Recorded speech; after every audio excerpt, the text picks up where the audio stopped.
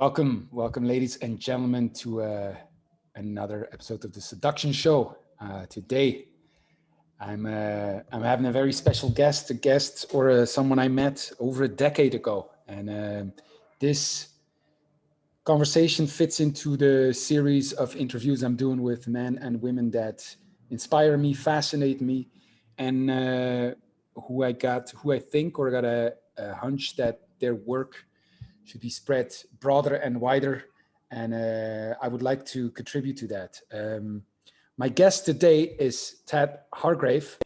He's the mastermind after marketing for Hippies. We spoke, I believe it was Vancouver, I'm pretty sure, more than a decade ago.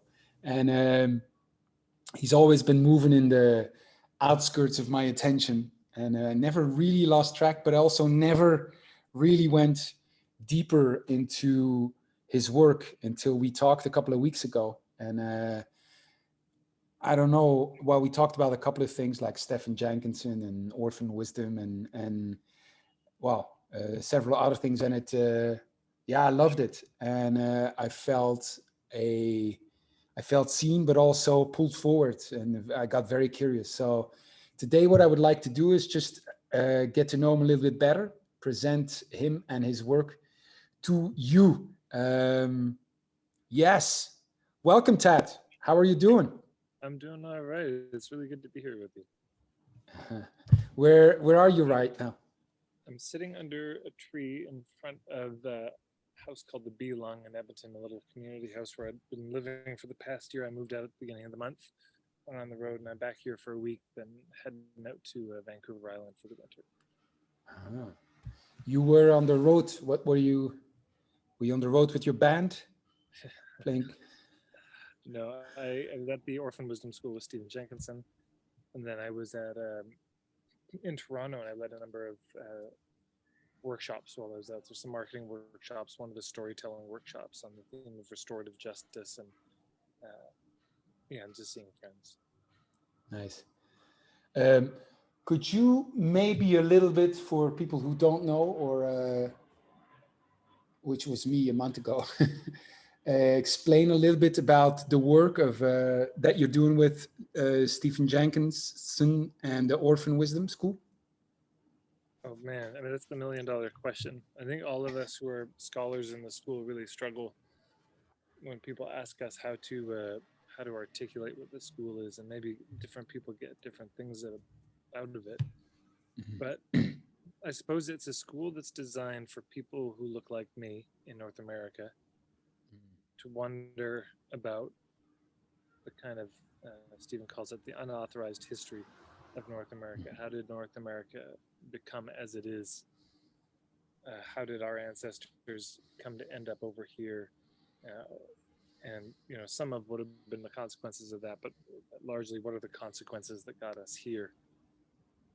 The sort of dislocation and rise of empire and civilization and colonization and conversion that happened in Europe long before it happened here, and then wondering after, what have the consequences of that been on our lives and the life of this place that we live in. What drew you to the school for you personally? I had heard about Stephen for a number of years and not had much interest in it, though a lot of people I admired said I would really enjoy his work. And then he'd done so much work in the death trade. There was a National Film Board of Canada documentary made about his work called Grief Walker, about his work in working with people who were dying. And so I had a copy of it. I hadn't watched it. And then I was in England, and I ended up in the hospital on an accidental overdose, just was partying and too much of the wrong thing. And it almost killed me. And I was in the hospital for about 10 days and really staring down death, really. And something about it had me feel like I don't want to show up like a rookie. like this, because I felt so overwhelmed and terrified, and wondering if I still wanted to be right about the atheism that had been growing inside of me. Mm. And so then when I got back, I watched his documentary Grief Walker, and it just moved me so much. And based on that and the words of some friends, a few short films by my friend Ian Mackenzie, had signed up, and not really having any idea, honestly, what I was going to, what it was about. Just a sort of intuitive sense to go, and I'm glad I did. It's Mm. one of the best things I've ever done. Well, you mean starting to attend the school, or? Yeah. And how is that? How is the school work practically? Is it a physical place? Is it a moving Yeah. caravan? And no, it's Stephen has a school happens on his farm in the Ottawa Valley, and so it's about 5 days, and the initial school is 4 classes over 5 days each, and spread out over 2 years. Mm. And so you just had class there in the past weeks. Mm. Yeah. Nice. What was it this time around? What was your biggest insight? Oh, I don't know if I could do it. Yeah, I don't. There's no. I don't know if there's a nugget I could pull out. I thought for a second there you'd sworn secrecy. How would you say that?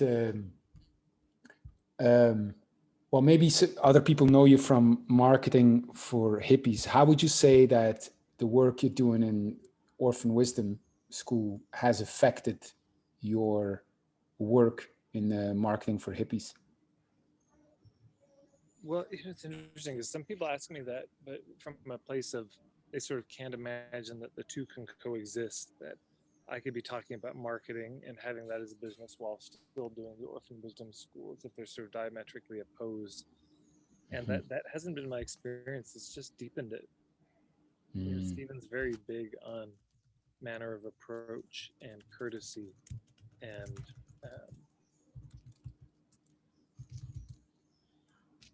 this kind of village mindedness. And so I think that's all found its way into my marketing work. So it feels like it's given it more heft, more ballast, more weight, and more of a sort of cultural context for it.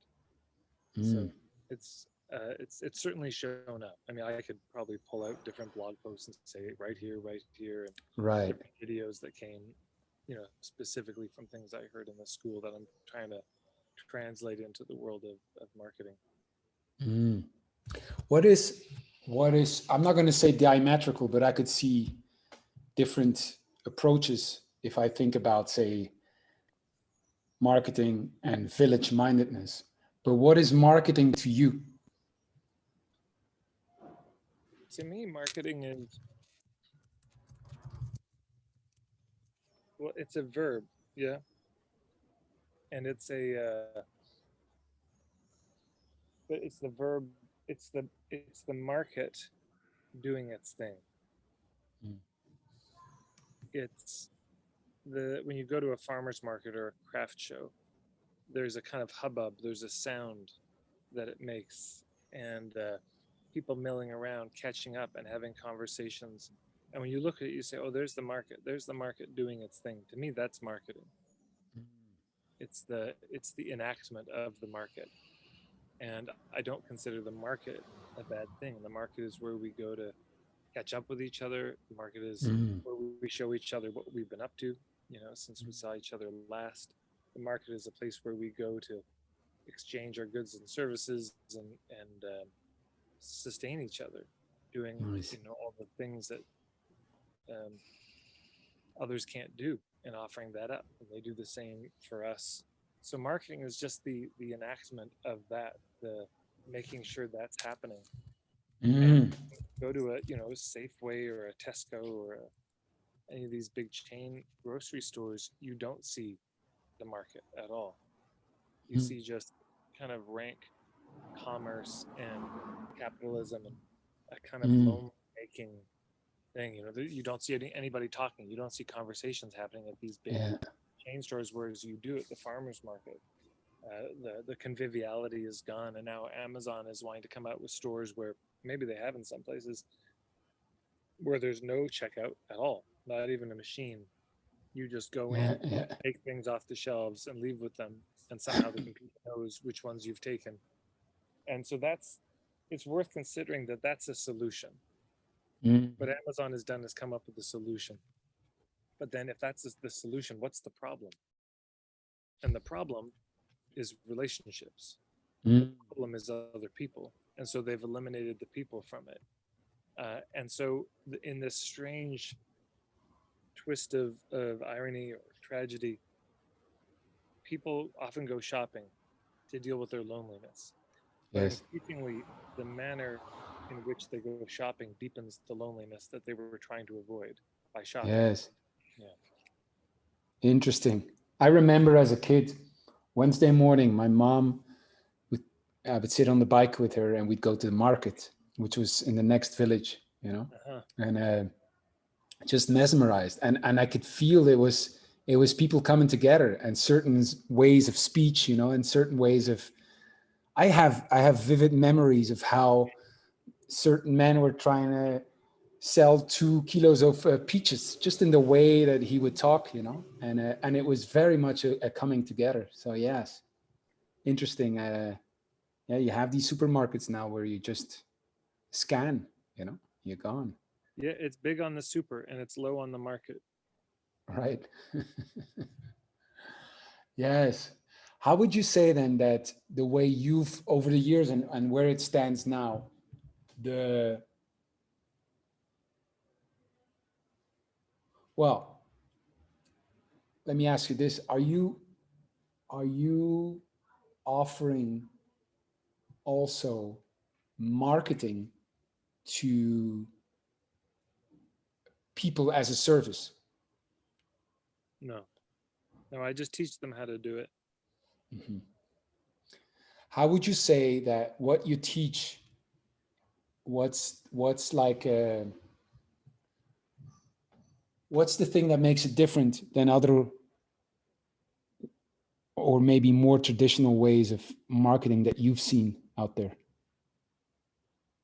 A few things come to mind, at least what people have told me, is I think one, people just maybe resonate with my politics or my way of seeing the world, and that helps. Just receiving the Mm, marketing training from somebody who gets it around certain issues and um, can speak to them or as if they're present and not ignoring them. So it's just certain political, cultural things that are happening.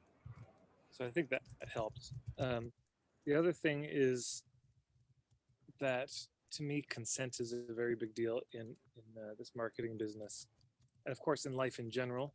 And we live in a culture that's so steeped in coercion, and it, which of course we all just grow up in that. So the bar for what we think is acceptable in coercion, I think for most of us is way out of whack, and it takes a lot of mm, painful learning experiences, where we get hurt, other people get hurt, to see the consequences of that mm, kind of coercion. That's certainly been true in my life, personally and in business.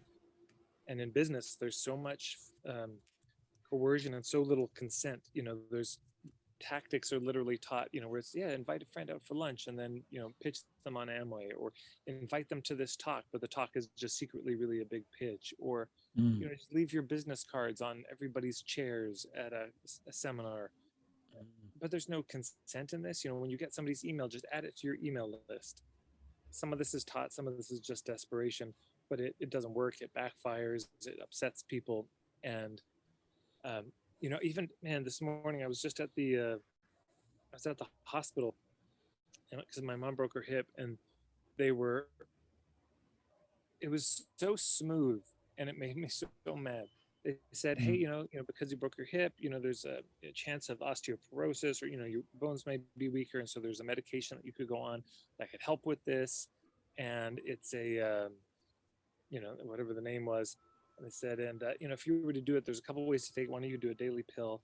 The second is you could do a shot, like a needle twice a year. And, if you were going to do it, uh, which way you would prefer. So you got to hear this question. If you were going to do it, so that's the sort of assumption slipped in. It's the let's just imagine and pretend that you were going to do it, like not saying that you are, but if you were. And so she said, well, probably I do the twice a year. And I said, yeah, a lot of people say that. And then when the doctor came, it's like, so you talked to the nurse about the medication, and you said you were more interested in the once every 6 months. Okay, well, we'll get that written up for you. We'll make sure that's right. And suddenly it had gone from a hypothetical, what might you do if you Mm. were to take it, to suddenly, and then the nurse came back, and it was great. And here's the information on it, but talking about it as if she was going to take it, when at no point Mm. had she ever said, I want this. At no point had she ever said, I consent to this. At no point had they asked if she was Mm. really consenting to it. And Mm. it made me so mad. And of course, they talked to her like she was 12. She's an Mm. older woman, and it just the tone of voice was the sort of typical condescending. And so that's a lack of consent. It's trying to be Mm. sneaky. It's trying to slip it in. It's trying to they think that she needs it, so they just want her to be on it, and they think they're going to be helping her, but there's no real actual conversation about it, Mm. because at no point did somebody say, so uh, we think this is helpful in these cases, but do you have any thoughts on this? Is this something you would be Right. interested in or not? And no pressure, um, and actually had the conversation. It was just a pitch, and my guess is they do the same thing most of the time. They just have that. And in sales, we Mm. call that the alternate choice close. So it'd be like, yeah, these cars, if you were going to get one, would you go for the brown or the blue? Oh, I probably definitely the blue. Okay, I'll put you down for a blue. This kind of thing. Now, the person never said they actually wanted a blue. They just said maybe they Right. would. So that's one thing. But then I think at the heart of it is,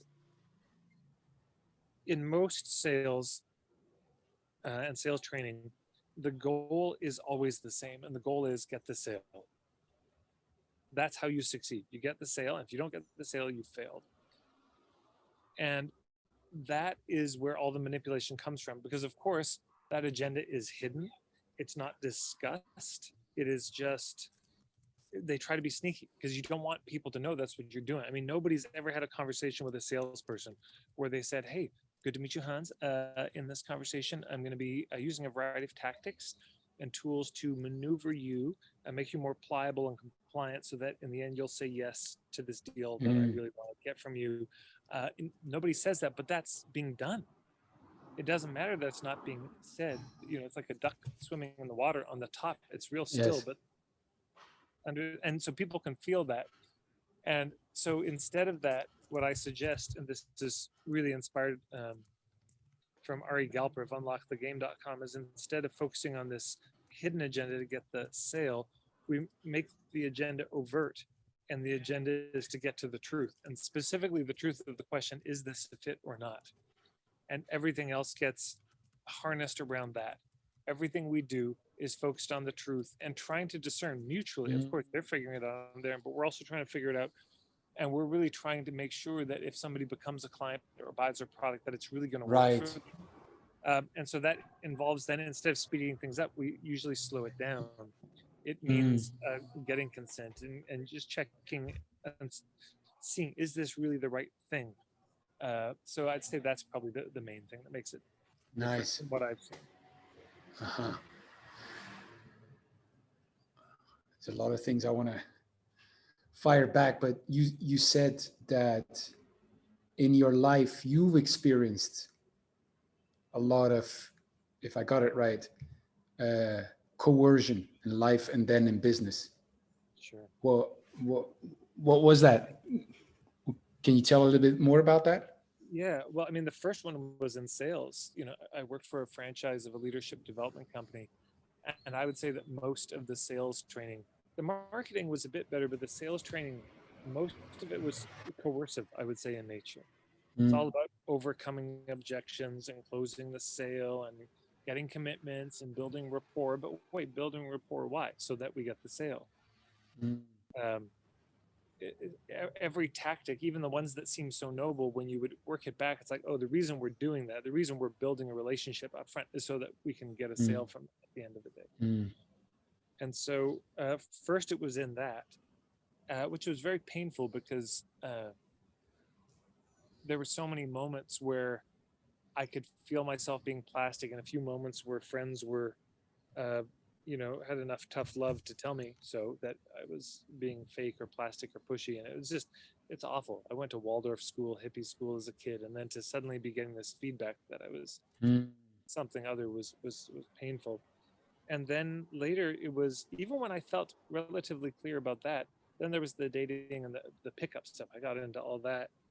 And so much of that was steeped in a kind of coercive. I mean, there's, and as you know, there's a lot of beautiful stuff and a lot of beautiful guys and women out there doing amazing things and helping a lot of men who desperately need it. And so I could see that. And then, but it took me a while to really sort out what was coercive, what was respectful, and what wasn't. Because it's not like as young men, of course, that we get any tutelage in this or any training at all. And so in both of those places, the marketing stuff and the dating stuff, I came across it. And at the end of the day, to me, everything I just said about marketing could and probably should be said about dating. It's the exact same thing. It's not coercing. It's going for, is this a fit? Really, is this going to feel good for both of us? And it's letting go of, I know for guys, there's a translation for going for the sale. The guys have, and women have their own. And that's the trouble, is that there's that agenda and it's hidden and it's not talked about. And so it runs the show. Women go in with their hidden agendas, and men go in with their hidden agendas. And it ends up with a lot of heartbreak. It ends up with a lot of disappointment. Is it a value? Do you see it a value of to have the perspective, for example, that as in marketing and in dating,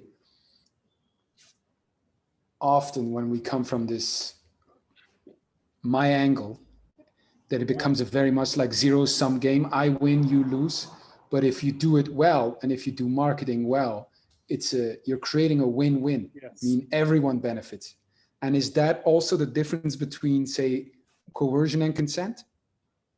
Well, because I don't think it's I win, you lose. It's I win, and I don't give a shit what happens to you. If you win, that's great for you. If you lose, great. But it's it's the old added joke. It's not whether you win or lose. It's whether I win. I got what I wanted. Mission accomplished here. I'm satisfied. I got the money. I got laid, or I got you married to me, or I got whatever the deal is. I got the thing, but there's very little thought of, was this good for the other person, really? Right. And then so much of the sales training, and I think some of the dating stuff out there, is a way of rationalizing immensely selfish behavior, because we want what we want.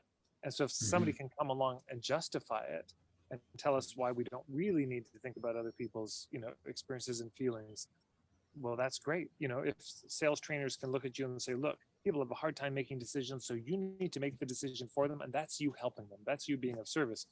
And you think, well, I do notice when I'm pushy, it's easier to get people to buy right away.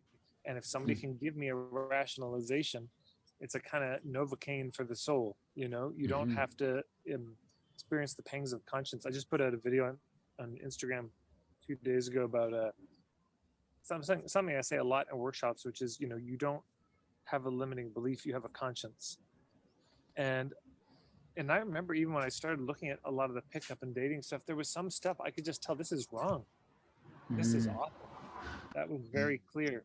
And then there's some finer points, and that it's not always so clear, but there were some things, it was just my conscience said, no, that is wrong. And but then they have rationalizations for all of them. And if you're not really centered in your conscience, if you're not really centered in your soul, your spirit, your heart, or however you want to say it, then it's very easy to be swept up, because we want what we want. It's the two, Byron Katie talks about the two biggest fears that humans have. One is the fear that we're not going to get what we want, and the other is that we'll lose what we have. So I think, the dating stuff and the marketing stuff appeals to both fears. Well, you really want this thing, and if you don't learn this, you're not going to get it. And if you don't do these tactics that are maybe unethical, questionable, coercive, hey, that's what you have to do. And that's really what I thought when I was younger with the marketing. I thought that's just what you have to do, because I didn't know anything else. I hadn't seen anything else. And I think for dating, it's so true for guys. They just, or women, I mean, whoever, we haven't seen anything else. What we've seen is what we've seen. We've probably seen dysfunctional examples from our parents. We've seen whatever's in the movies, and that's just hilariously off base almost all the time. Or what's in, trashy romance novels, which is just appallingly not something to base your life on. And, et cetera, et cetera. So we just don't know. And then, there's a lot of great dating coaches out there, and then there's a lot of sketchy ones. And if you happen to run into a sketch, then you just don't know. So you think, well, okay, if that's what it is, I've been trying this thing and it hasn't worked, so I'll try that. And I've seen that in the marketing. Boy, so many hippies, they've tried the not marketing, that didn't work. Then they tried the being really nice and just giving it away for free, and that didn't work. And so they've tried all the nice, collapsed, passive, stuff. And so then somebody comes along with all the pushy, aggressive posturing, be fake stuff. And of course, they just think, well, I tried my thing and it didn't work, so I'll try your thing, which is usually devastating to them, because then their friends get horrified, like, what happened to you? Oh my God, like, how did you become one of them? Oh God, I didn't ever want to become one of them. But there's that real innocence in it, both in dating and in business, where we're just trying to figure it out, all of us, and we get it wrong a lot.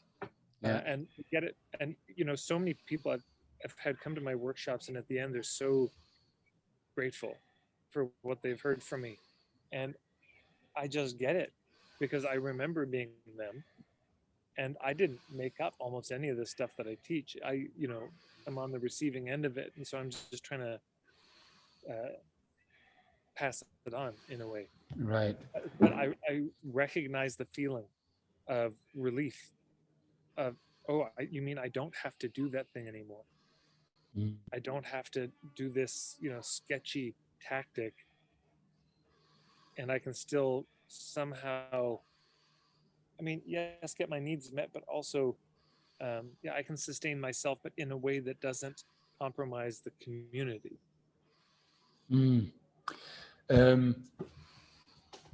Just before the last minute, I was getting a growing sense of disappointment and frustration from you. Are you, when you look at the, wow, this is big, but when you look at the culture that we live in, and the dating scene and the marketing scene, and you work in this for so many years now, do you see you have a growing sense of like disappointment or frustration or jadedness, or I don't know if I feel jaded, but I feel clearer. I remember somebody saying, there were many things that broke my heart that corrected my vision. So there's a lot of heartbreak, the mistakes that I made when I was younger, and how I was. That's heartbreaking to see, and to understand the consequence of it. But it's also helped me see more clearly, which is a mercy. And the thing I would contend with in your question is that you said, when you look at this culture, and I think this is part of the problem, we don't have a culture.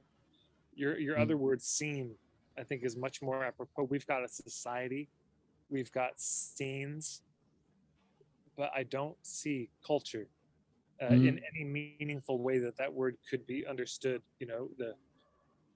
And that's part of the challenge, is there is no culture. There's just civilization instead. There's cities and their fast-paced bustle, and there's a lot of little scenes within that, but there's no overall sense of identity. There's no overall sense of kinship that people share. There's no shared understanding of the world. And there's no understanding of even why we're here in the first place, that any traditional people, by the time you were an adult, you would know what humans are in the world for, and that we have a role, and that it's important that we play it, and that there is such a thing as being a real good human being, and that it's possible not to be one. All of those things would be very clear, and that would be true in the domain of relationships as well. And before it was the market and commerce, it was trade. There was a lot of trade that happened between people. You had silver, we have salt, and there was a deep etiquette, and that the trading was a way of deepening kinship. It was an incarnation of kinship. It wasn't the annihilation of it, which it so often is, and which is, there's a Bedouin story that I heard from a woman named Laura Sims. It's a short little story, but it's a story about there are these two friends and they're best friends, and nobody understands why they're best friends, because one of them is so selfish. He's just always thinking about himself. What's in it for me? How do I get what I want? How do I get my needs met? And the other one is so generous. And it's not that he isn't aware of himself, but he tends to think not just what do I need, but what's needed here. And he's always giving and taking care of other people. And he's so kind and empathetic. And for whatever reason, they've been best friends for their whole life. And one day, the generous friend, he buys a horse, and you've only ever heard about horses this beautiful in stories. I mean, it's strong, its shoulders are broad, its muscles are rippling, its coat is dark like the night sky, each leg like a pillar of the night sky, and the kindest eyes, perfect teeth. This is the most beautiful horse. And of course, the selfish one, seeing this, can't really be happy for his friend. He just wants the horse now, and he stews on it because this is his best friend. He's trying to be cool about it, but of course, after about a month, he finally erupts and just in an outburst says, I need to buy the horse. Sell me your horse. What do you want for the horse?" And his generous friend says, I can't sell this horse. This took me years to find. I've fallen in love with this horse. I just couldn't bear to part with it. But you're my best friend. If you ever want to ride the horse, or if the horse could be of use, I'm so happy to share. And his friend pretends that that's okay. And says, "Well, thank you very much. That's very kind of you," and leaves. But of course, he's scheming. And the next day, when he's riding the horse on the way to the market, and he passes an old man covered up in a cowled hood, holding out his beggar's bowl. And but being a generous one, he stops and says, "Hey, old timer, could you use a few shekels in your bowl?" And he says, "Oh, that would be so kind of you, and it's very thoughtful of you. But the thing I could really use is a ride down to the marketplace. If you could ride me on your horse, because my legs aren't what they used to be, and the begging is so much better there." He says, "Oh, of course." And not suspecting that it's his selfish friend in disguise, he jumps off the horse, helps his selfish friend onto the horse, and the selfish friend grabs the reins, and off he rides. And when he's maybe 100 meters away, he turns around and laughs. And you can imagine the heartbreak for this generous friend, because he sees what's happened. He's just lost his best friend and his cherished horse in one moment. They're all gone. And he knows he's got one moment to say something. And, there are things that you and I might say, maybe not being quite as generous as this fellow, things that would feel good to release, curse the person as they left. But he's not that kind of person. And so he goes deep inside himself to think, what can I say, that would redeem this situation? And here's what the story says that he says. He says, "My friend," he said, "if you're going to go away with the horse, I know I never see that horse again. I'll never see you again. So there's only one thing I want to ask." His friend says, "What's that?" He says, "You know how gossip travels from mouth to ear, from mouth to ear, from mouth to ear, and soon it's everywhere. The only thing I ask of you is that you never tell anyone how you came by this horse, because if you do, no one will ever give money to the beggars again." And so even in that moment, he has the beggars in mind, people less fortunate than him, because he knows it's true. If that story goes around, people will now be more suspicious of the beggars. So he's trying to protect them. And when so much of the sales and dating, and other industries too, but when they're so focused on this coercion. It leads to people suddenly, if you're a dating coach, you must be a sleazebag. I mean, I thought somebody sent me this on Instagram, and I made a post about it. The post says, it's just black and white, and says, it's like, holy shit, y'all, apparently I'm a, what is the word? I'm a, like a word for a con artist or something. And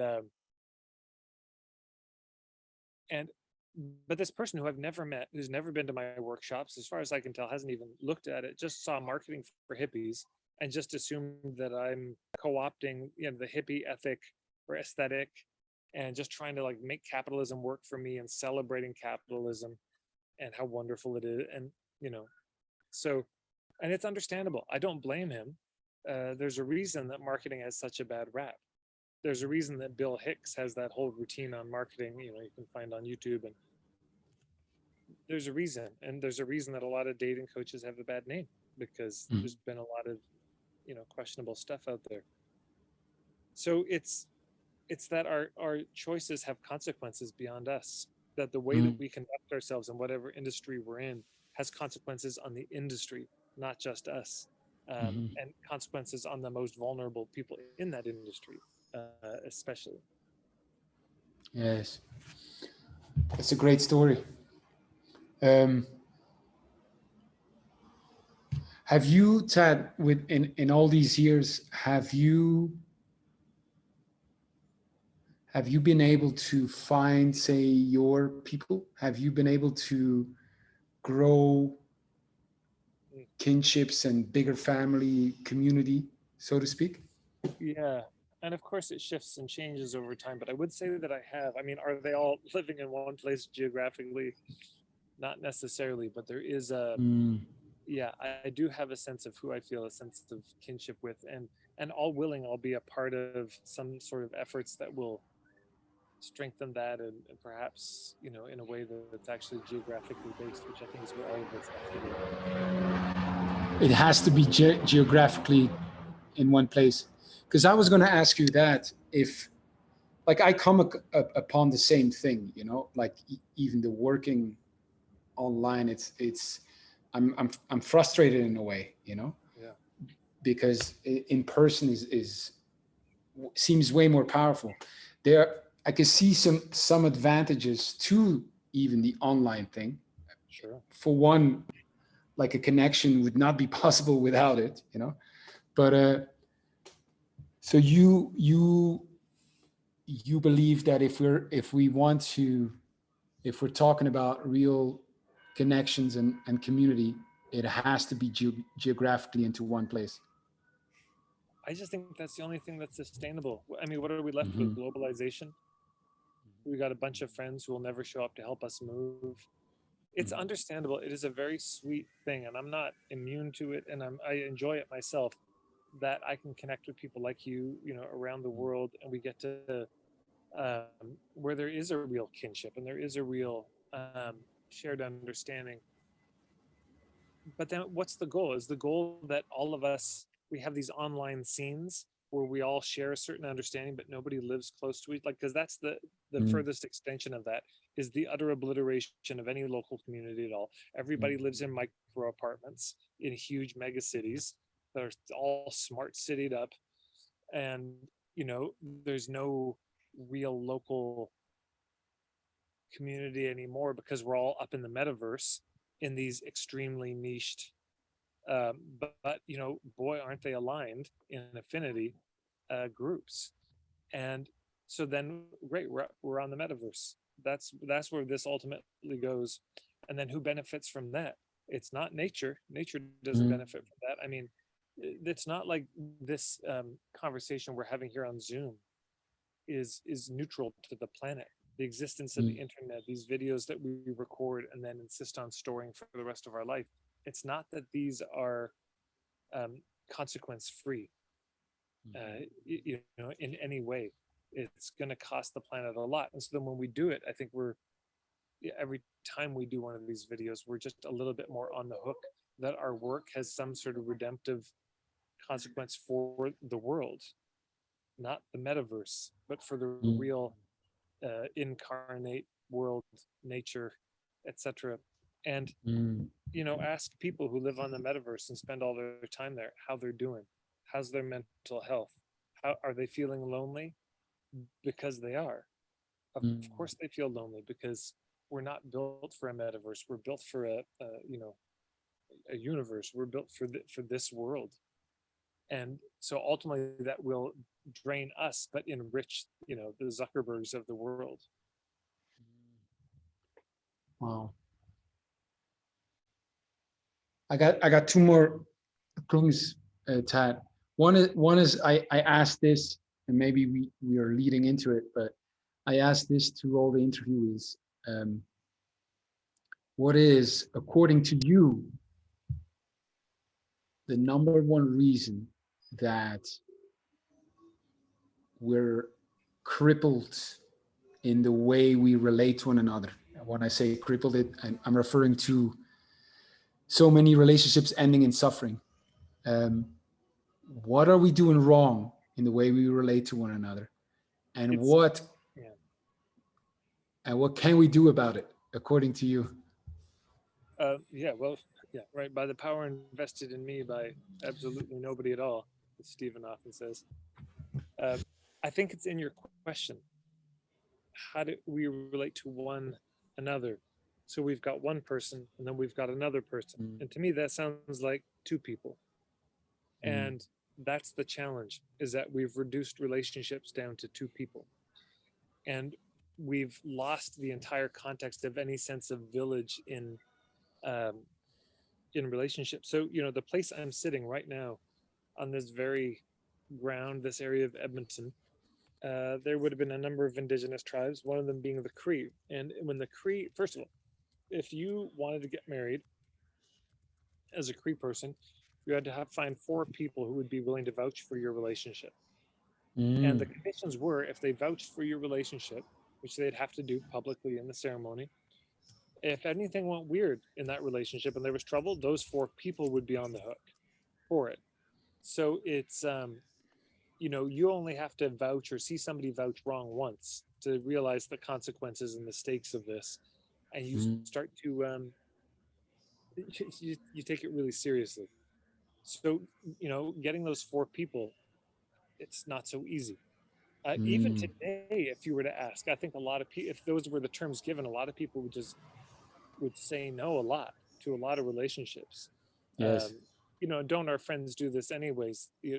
So many women I know, they talk about their girlfriends and the number of times, like, just no, not that guy. Oh no, you don't know him like I do, and then it's a disaster. And so if we had to have people vouch, we might not be dating so many people, or some of those people were so much trouble.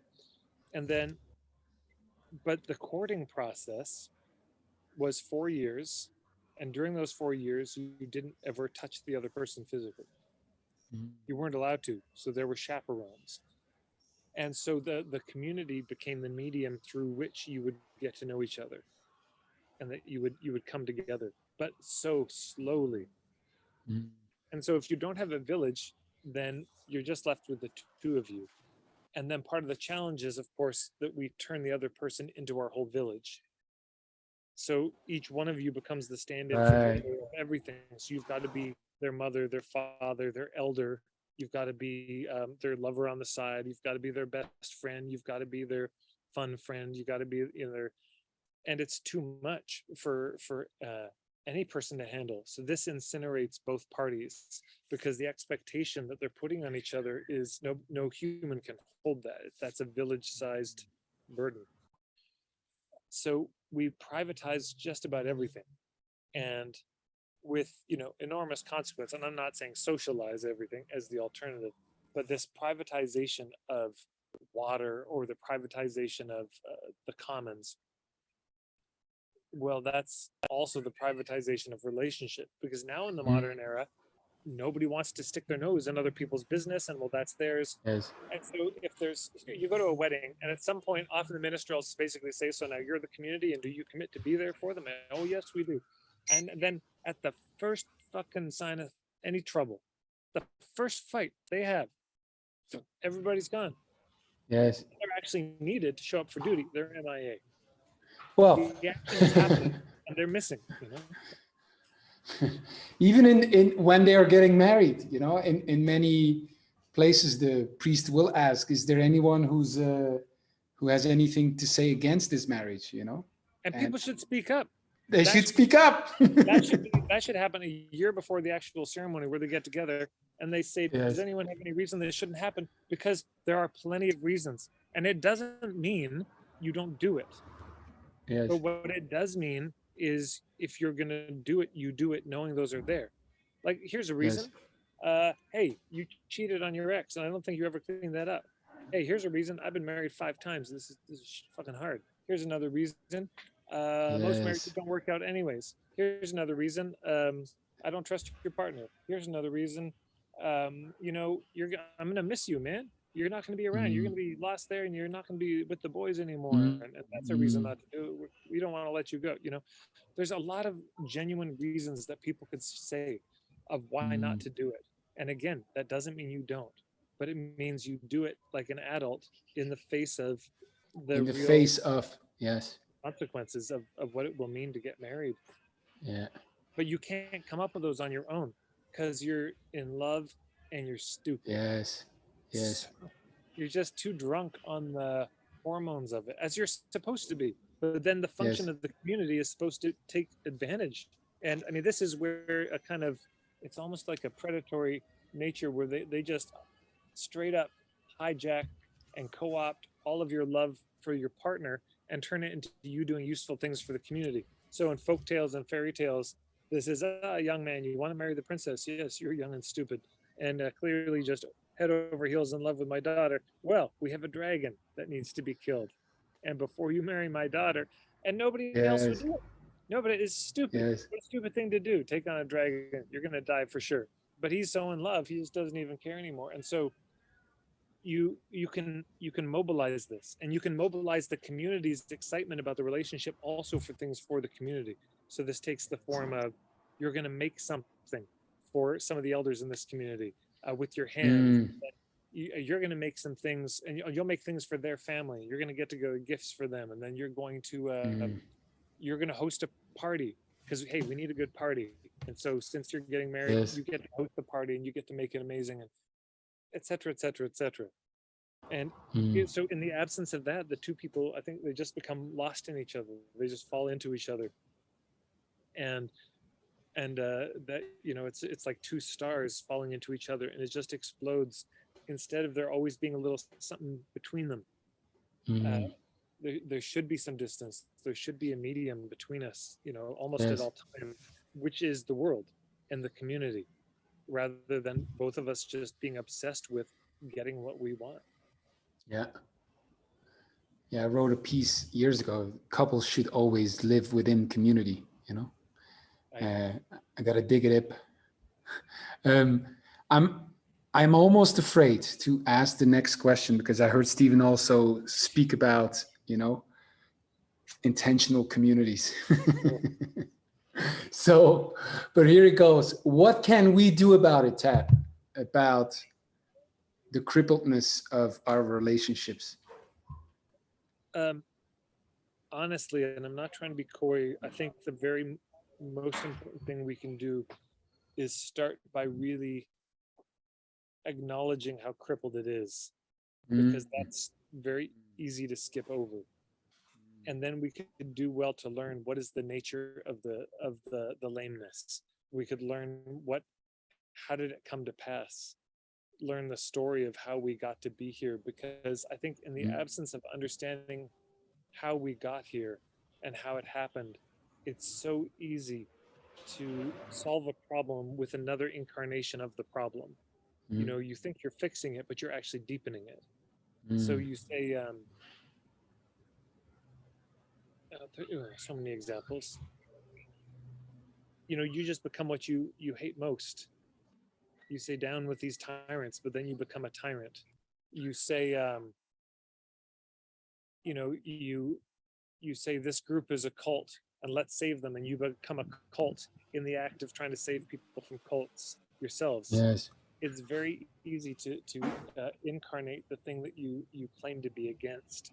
Mm, And so when we're talking about, well, right, there's a lack of community, so we need more community. But then you can think you're crafting alternative and craft a twin. So you say, okay, we've got rampant sort of toxic individualism, so let's go for the village-minded collectiveness, and then it becomes a cult. It becomes a kind of mob mentality. And but we're thinking about each other, and we're taking care of each other, and we're taking care of the vulnerable. But then what's happened to the sacredness of the individual, and that's gone. So you think it's an alternative, but it's just a twin. It's the other side of the same coin. So I think there's an immense amount of learning to do. But then, so I would just say that's the big picture. On the practical level, I think the thing that we can all do is this. There are certain things that happen in our scenes or communities, if we can call them that are big moments. Somebody pregnant, somebody died, there's a conflict, there was a disaster of some sort, somebody's house burns down, earthquake. And in those moments, there's a chance to bring everyone together, to actually appear and act as a village. But that's not inevitable. Even in a moment that is begging for village to show up, it's not inevitable the village actually appears in those moments any more than it's inevitable that when there's a moment that demands grief, that grief will appear. It doesn't always, there's no guarantee. So you could say, I was talking with a friend and he was struck by this idea, and he said, yeah, I know this woman, and she's expecting twins. And I said, here's what you could do. You could get a list of all of her friends, and you could get this from her, and you do this with somewhat of her blessing. But you say, and you reach out to them all, say, hey, twins are coming, all willing they're going to get here. And if they do, the first 40 days are going to be a complete write-off. I mean, just exhausting, joy, relief, and deep depletion after what they've both as a couple been through. So here's what I want to suggest. For the first 40 days, they don't lift a finger, they don't cook any meals, they don't do any cleaning. We do all this for them, and at the end we do a little ceremony to kind of wrap up that first 40 days and just bless them and all this. And I said, and you could be the one to do that. You could be the one to just organize those people and pull them together. And then if you do that, what happens, and let's just say it's a bit of a ramshackle affair, and you only get in 3 meals a week, and you only clean 2 days a week, and but still, what happened? And then at the end there's a ceremony, and it's not the greatest ceremony the world's ever seen, but everybody who was in on it now sees an example that something could be done. And almost certainly they've got a lot of ideas on how to improve it anyways, and they could do much better than what you did. And so next time they hear about somebody pregnant, they're like one step closer to being the person who would step forward and say, hey, we all have to do this. And then after 3 or 4 of these, and maybe one birth, one death, one graduation, one moving out for the first time, one, you start to get patterns, and people get a bit of a groove for this. And so this is one of the easiest ways we can make village, is you look for opportunities that are begging for village, where people might set aside their kind of rational skepticism and hyper individualism, and set down their kind of mob mentality, and be willing to engage in something really village wise, because they have to, because they have no choice. Yes. Because it could be helpful. And even if it fails, it's good. People learn. They learn what not to do. And it will fail. Yeah, it's close to that story that I heard him tell about the mezcal brewers back in Oaxaca, and they're planting, or putting seeds, and they'll never see the fruits of that. It's the same kind of idea that you don't know. You will fail, but it's important that you put the intention. I love the idea of like you look for the circumstances that kind of trigger in us that yearning for a kind of village mindedness or community. That's great. Yeah, and you just hijack it. Yeah. With some blessing and permission, and some, my friend Kumba, she runs or used to run the Institute for Popular Education in Mali, and she had a great line. She said, Ted, she says, sometimes there's manipulation, and then there's facilitation, but in the middle there's like a facipulation. And sometimes you just got to facilitate things. And so sometimes there's that in this, you got to be a bit of a rogue, a bit of a scamp. Sometimes you got to manipulate a little bit, um, because people don't even know what they're missing. And so sometimes there's got to Yes. be a bit of this, um, Wow. you're getting people involved in something that if they actually knew what they were getting involved in, they might not say yes. But Well, it's you're oh, inviting people, and you're inviting people into something that you couldn't even describe if you tried. mm, And that's, I mean, any but ceremony, if you sat down with an elder leading a ceremony, you're like, before I do this, could you explain to me exactly what this is going to cost me? And what, like, mm, they would just say, you don't want to be here, you yes, know, go home. but you stand in the conviction then that, or no, I'll speak for me, because I'm in the same thing.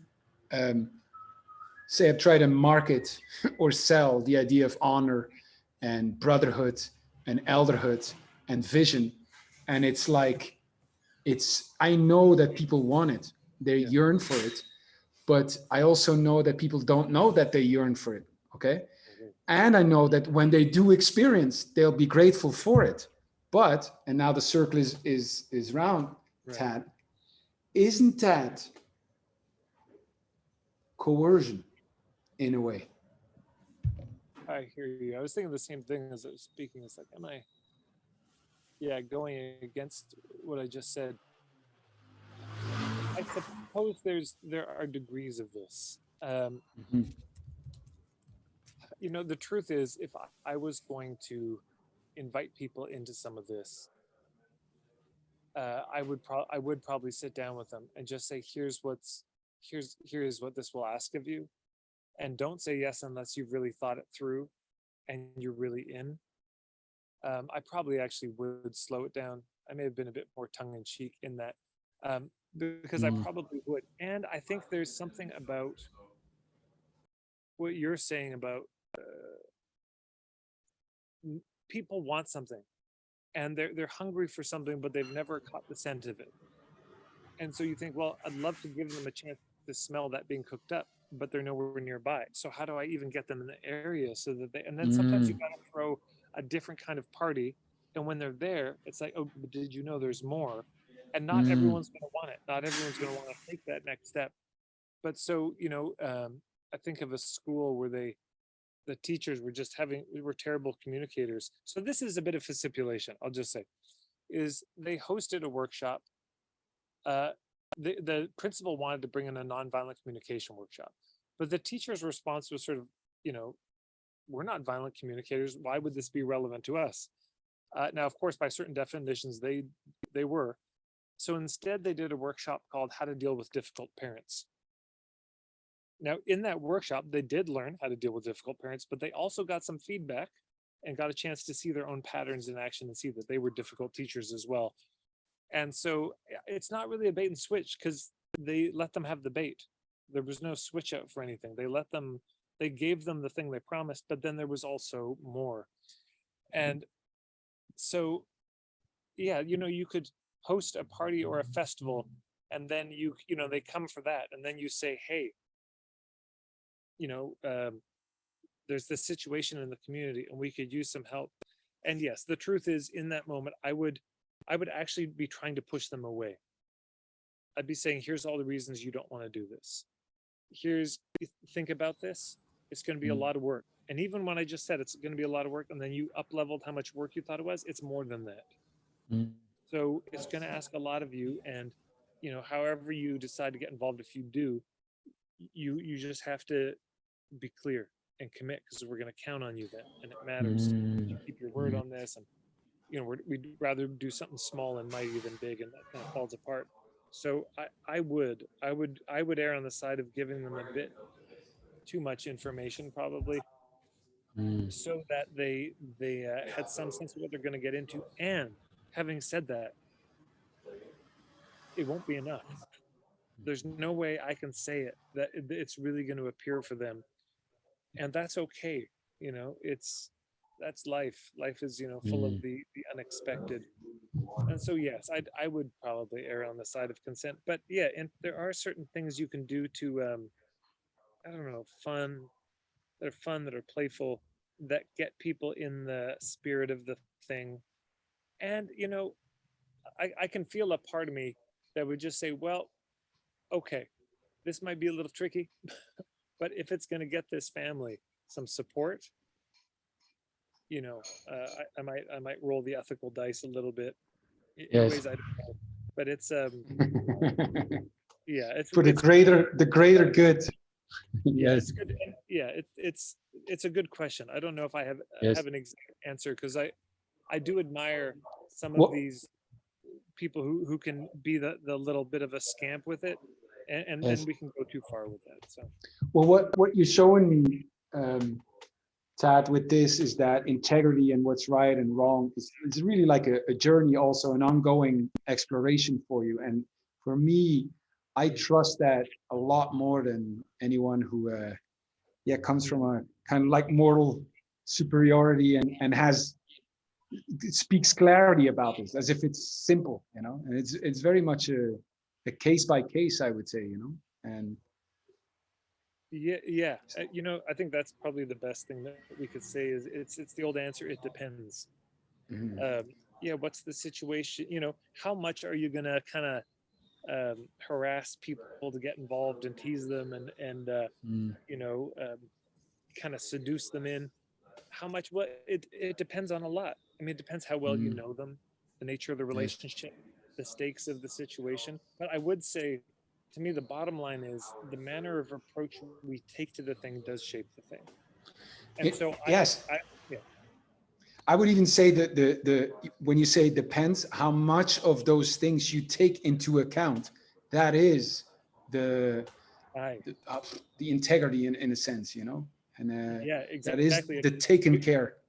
Right, because if the only thing you say is, "Oh, but it's a desperate situation, so desperate times call for desperate measures," well, by acting in that way, you may be creating more desperation, which may Mm, deepen the desperation of the times. mm, And sometimes maybe that's what's called for. I don't know. And sometimes I think most of the time what's needed is we don't respond to desperation in desperate ways. We respond to the mm, desperation by trying to ease the desperation by trying to feed something instead of just trying to get fed. Um, because if we go slow and we go steady and we go deep, mm, it's going to be a better result. It's going to last longer. And so yeah, mm, the truth is, as I think about it, if I had a chance and it's like, okay, I could kind of coerce the community to be involved for that mother, at the end of the day, I would rather have a few people really in who could then tell the story of it mm. than a bunch of people who were in and then say, I'll never do that again. And I felt sort of tricked, you know, Right, and right, then that right. could also hurt their relationship with the mother. And so, Mm-hmm. so yeah, I changed my mind. That's great. In closing, Tad, what is on your what's next for you? What's on your horizon? Well, I'm moving to Duncan, to the Vancouver Island for the winter. And then I'm doing some workshops on the way. So I have a workshop in Calgary, September 14th, Nelson on the 16th, Squamish on the 20th. And then I'll hit the coast late September. And then I'm there for the winter and just working Mm, on my business. A lot of focus on my membership. I'll be doing a relaunch of that end of the year. And then it's just sort of more of the same, keeping on, keeping on. nice. Keep the train going. Where can people find you? Marketingforhippies.com. Yes, I'll put the link underneath, but I think that's not so hard to understand. All right, Tad. It was a different than last time we talked. It's great. You know, I'm even more inspired to do some more research and study. So thank you very much, and I hope we meet again soon and next time in person. So I hope. I would love that, man. All right. Thank you, Tad. Take care.